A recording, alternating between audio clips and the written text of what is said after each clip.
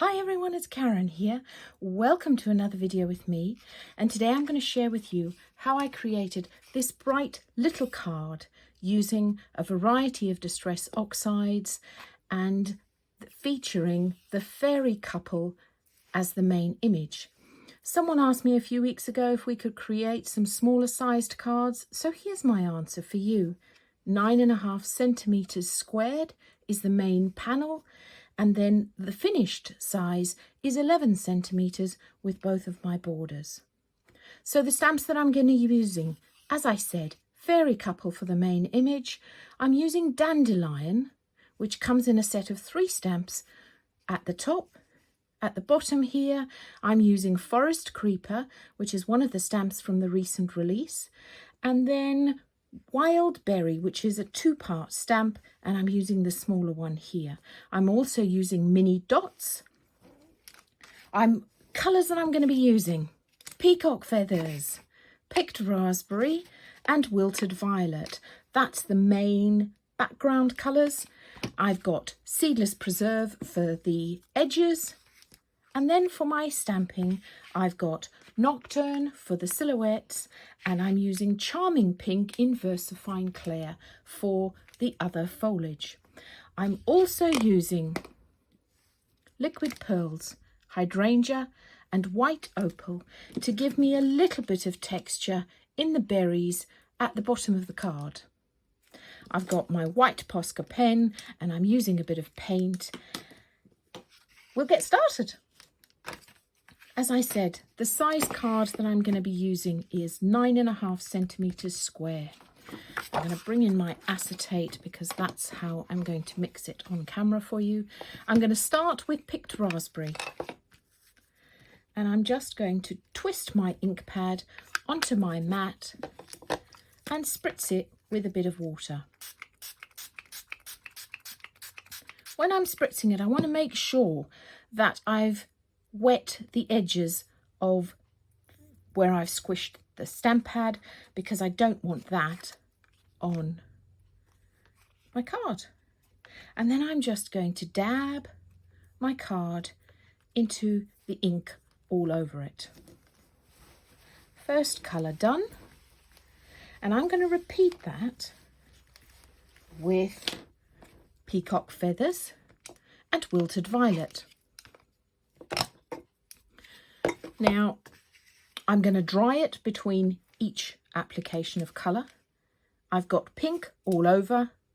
I'm going to put wilted violet round the edge and then a bit of blue through the middle. Drying between each application.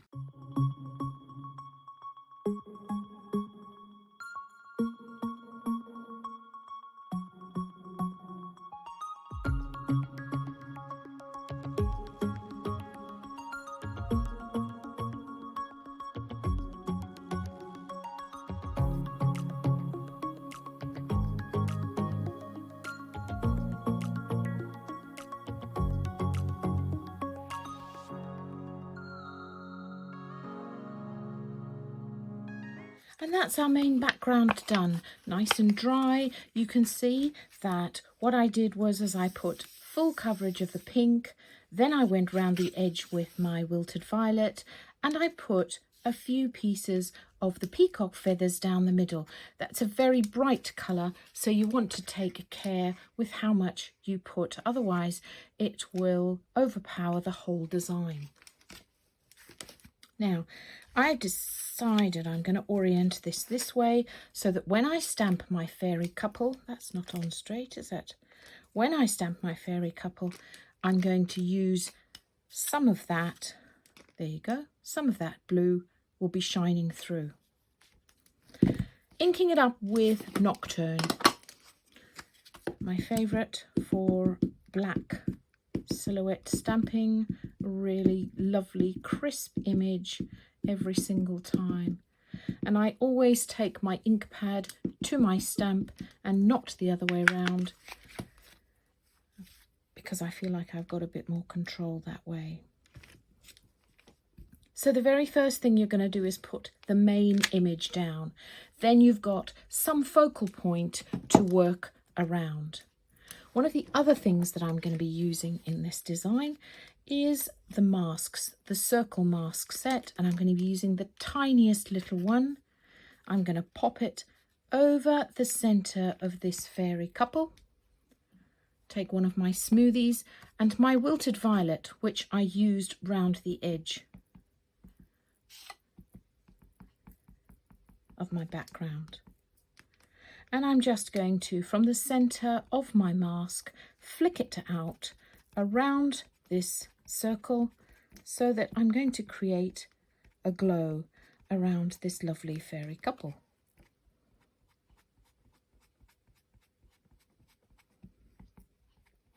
What this will also do is create some darkness around the edge, which means that you get some brightness in the center. Now, I will always clean off my masks straight away, otherwise I forget. I pick it up the next time and you get a transference of ink, not what you want. Okay, then we're going to have fun with our stamping. So this is one of the dandelions, which, as I said, comes in a set of 3. Here are the other 2. Aren't they beautiful? So I'm going to ink it up with Versafine Clair Charming Pink. And as I said, I always take my stamp pad to my stamp. And here I'm going to be stamping this upside down. Sometimes it's very tempting to take the stamp to the stamp pad, but I do prefer doing it this way around. So I'm going to put these dandelions coming around the edge and along the top. I like this for this because I think they're a good size for this small card, but I'm sure any nature of foliage stamps will work just as well. There are dozens in the range, and I'm sure if you're anything like me, you've got quite a few of them. Then we're going to take Forest Creeper, and I'm going to do the same. Take my Charming Pink. Isn't that a lovely name? Wouldn't that be job? Job of the week, naming the ink pads. And then we're just going to put a number of these along the bottom.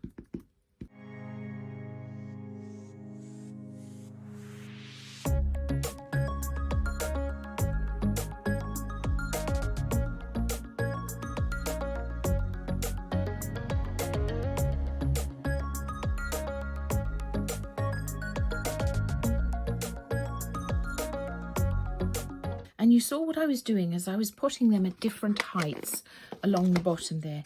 That's just going to give us that extra bit of interest. Now I'm going to take my black, my Nocturne, and I'm going to ink up one of these wild berries. I mean, look at that. It's just so... I'm going to stamp it off for you. Isn't that just so delicate? There's such a lot of interest in each of those tiny little berries. And I'm just going to pop straight. I'm going to pop these along the bottom, in between and in and around my Forest Creeper. Again, different heights.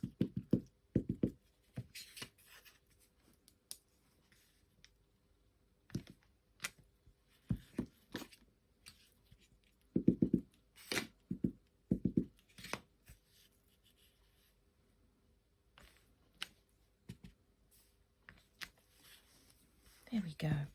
Now, I do want to add a couple more of the Forest Creeper because I've got a gap at the bottom. And whilst I don't mind gaps, I think that that adds a bit of something extra.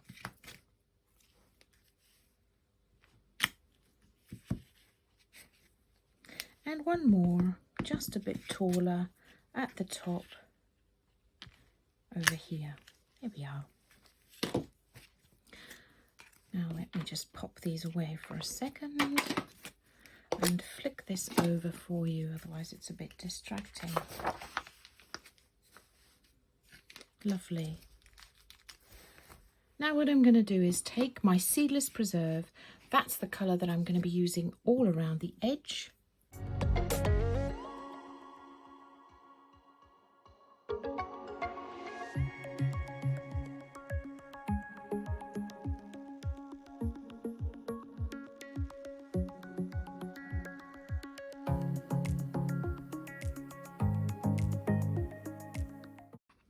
There we have it. Look at that.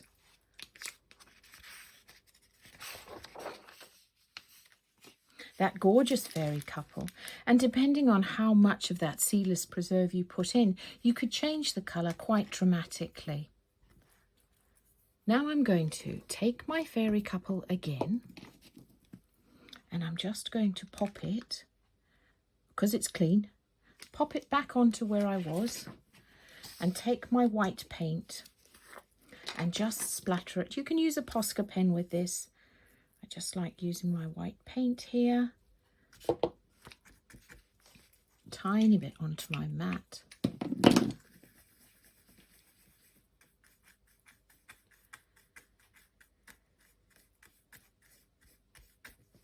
And then I'm going to splatter the whole design. So I'm just using another paintbrush to tap. I know when Tracy does it, she manages very carefully, cleverly, to use the paintbrush on its own and her finger.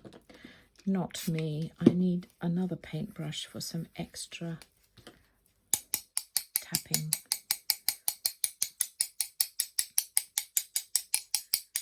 So this just makes the whole design pop a little bit. Now, I'm going to take my fairy couple off straight away and I'm going to clean it. I don't leave paint anywhere near my stamps for very long at all. There we go. So they're nice and clean. That can go away. And then I'm going to take my Posca pen and I'm just going to dot. I suppose I could have used some of the paint that I had on my mat. There we go. And then finally, the very last thing that I'm going to do is take my liquid pearls in both hydrangea and the white opal and create some little berries along the bottom. Now, if I was going to mount this, which I'm not going to do just yet, but if I was going to do this at home, what I would do first is I would glue the topper to my mounts and then I would put my liquid pearls on, because I don't want them to get squashed, and they take a little while to dry, not very long, but they do take a little while to dry. So this way I've created my finished card and then I can just put it to one side. Always when I'm using liquid pearls, I will dab a bit off onto the side so that I am aware of how much pressure I need to apply to create the dots that I want.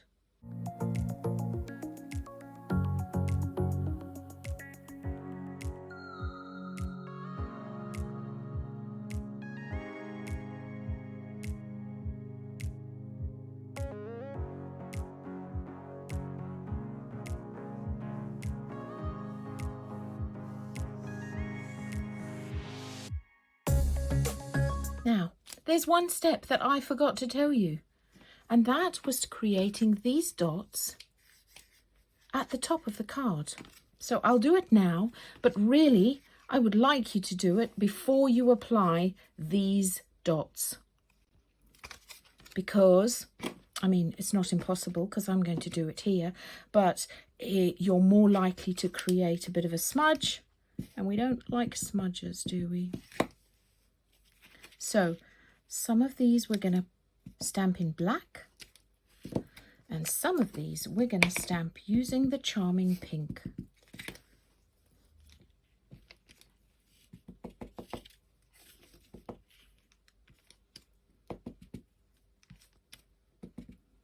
By using the black, it just makes it pop. Not too much of the black, And there we've got that bit of extra interest. So there we have it. I'm sorry about the thing that I forgot to tell you to do, but I'd love to see what you make. I hope you enjoyed that. Thanks so much for watching, and I'll see you again soon. Bye for now.